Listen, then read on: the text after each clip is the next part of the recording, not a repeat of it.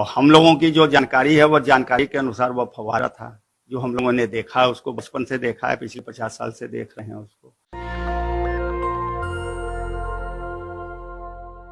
ज्ञानवापी को लेकर पूरा मीडिया माहौल बना रहा है, जिस तरीके से उन्होंने बाबरी मस्जिद को लेकर बनाया था। लगातार डिबेट की जा रही है, बड़े बड़े शोज किए जा रहे हैं, क्रोमा काट कर बताया जा रहा है कि नंदी जी कहाँ बैठे हैं, वो किस तरफ देख रहे हैं, और जो वहां पर मिला है जिसका शिवलिंग होने का दावा किया जा रहा है उसको भी ऐसे दिखाया जा रहा है जैसे सब चीजें मान ली गई हो और यही जज है, यही अदालत है और इनका फैसला सर्वोपरि है।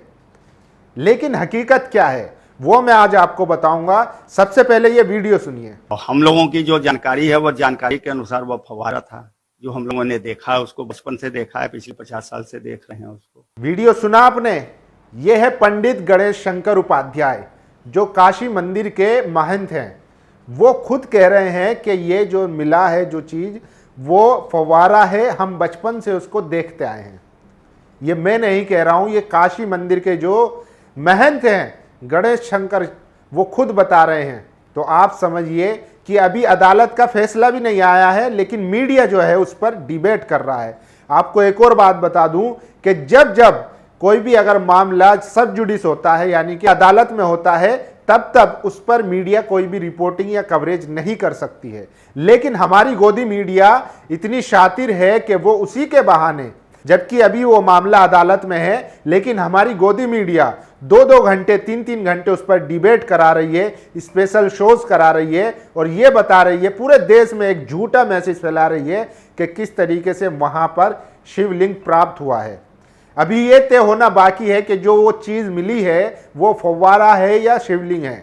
लेकिन उससे पहले ही पूरे मीडिया ने ये बता दिया कि वहां पर शिवलिंग मिला है और नंदी जो है वो उनकी तरफ मुंह कर कर बैठे हैं और तमाम चीजें ऐसे दिखाई जा रही है जैसे वही सच हो।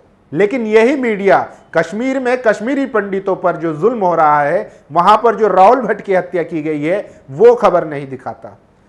दिल्ली में एक दलित महिला का रेप करके, अपहरण करके उसकी हत्या कर दी जाती है, उसकी ये खबर नहीं दिखाते।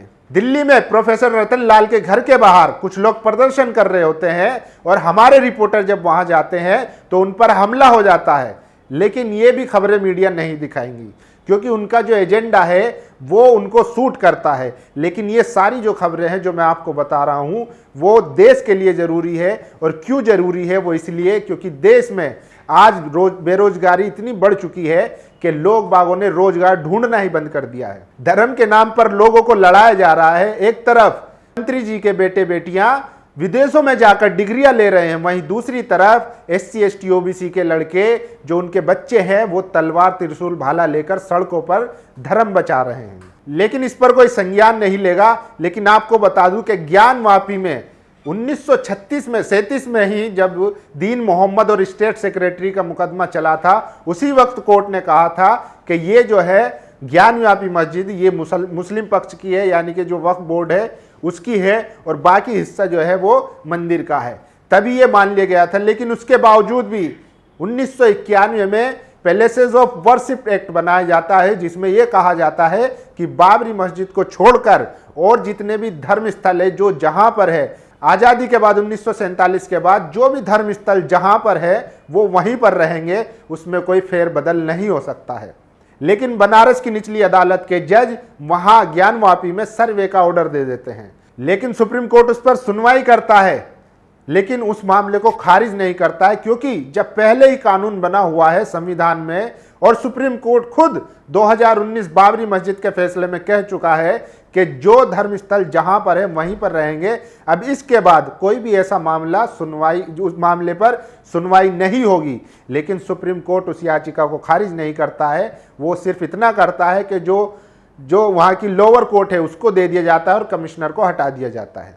लेकिन आप समझिए अब खबरें आ रही हैं कि VHP और तमाम जो हिंदुत्ववादी संगठन है, जो RSS के बच्चे हैं, अब वो देश भर में अभियान चला रहे हैं, सोशल मीडिया पर अभियान चला रहे हैं और लोगों को भ्रमित कर रहे हैं कि जो वर्शिप एक्ट जो है 1991 में बना है उसको निरस्त किया जाना चाहिए, ताकि फिर से ये काशी में मस्जिद के मामले को उठा सके, फिर से वहां पर मस्जिद को ढा सके या उसको डेमोलिश कर सके। तो आप सोचिए कि धीरे धीरे किस तरीके से पूरी तैयारी हो रही है।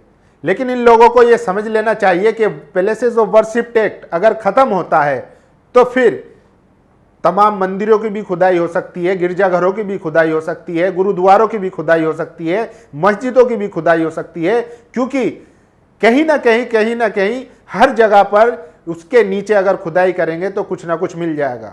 ये लोग बात करते हैं 500 साल पहले की, जब मुगल काल की, लेकिन फिर बात उठेगी जब कब्र खुदेगी तो पुरानी बातें आएंगी 2000 साल पहले की, जब भारत बौद्ध में भारत था, जहां पर जेएनयू के मंदिर थे, उनको भी गिराकर किसी ने कुछ तो बनाया होगा।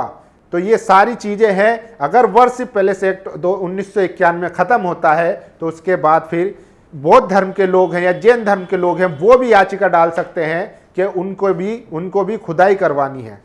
अब जिस तरीके से दिल्ली के कुतुब मीनार की मस्जिद में नमाज पर पाबंदी लगा दी गई है, ये सारे हालात जो है माहौल बनाया जा रहा है ताकि पैलेस ऑफ वर्शिप एक्ट को ख़त्म किया जा सके। लेकिन इनको समझना होगा कि अगर वो ख़त्म होता है फिर पूरे भारत में खुदाई शुरू हो सकती है, क्योंकि सभी लोग अपने अपने दावे के साथ, अपनी अपनी याचिकाओं के साथ सुप्रीम कोर्ट में जा सकते हैं।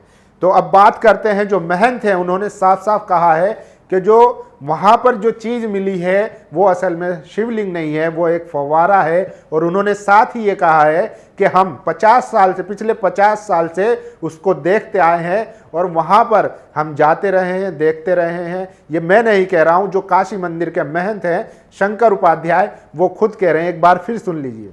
हम लोगों की जो जानकारी है वो जानकारी के अनुसार वो फव्वारा था जो हम लोगों ने देखा है, उसको बचपन से देखा है, पिछले 50 साल से देख रहे हैं उसको। तो सुना आपने, तो महंत का खुद कहना है कि जो काशी में मिला है वो शिवलिंग नहीं फव्वारा है।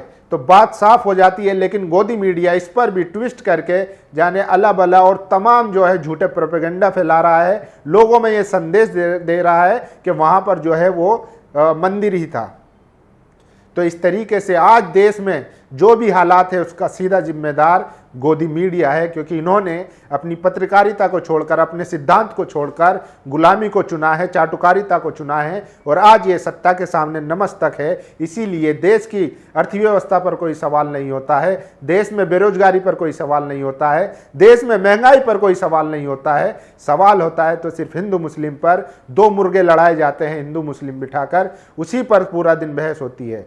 तो इस तरीके से मीडिया ने पूरे देश को बर्बाद कर दिया है। जहां पर सत्ता से सवाल होना चाहिए था, नेता से सवाल होना चाहिए था, जनता के सवाल होने चाहिए थे, वहां पर वो चाटुकारिता कर रहे हैं। इस वीडियो पर आपकी क्या राय है? आप अपनी राय जरूर दीजिए। शुक्रिया। नेशनल दस्तक की आपसे गुजारिश है कि अगर इसको बचाना चाहते हैं तो नेशनल दस्तक को सब्सक्राइब करने के लिए रेड कलर के सब्सक्राइब बटन को दबाएं, फिर बेल आइकन की घंटी दबाएं। नेशनल दस्तक को बचाने के लिए बहुत जरूरी है कि हर खबर को शेयर करें, लाइक करें, कमेंट जरूर करें।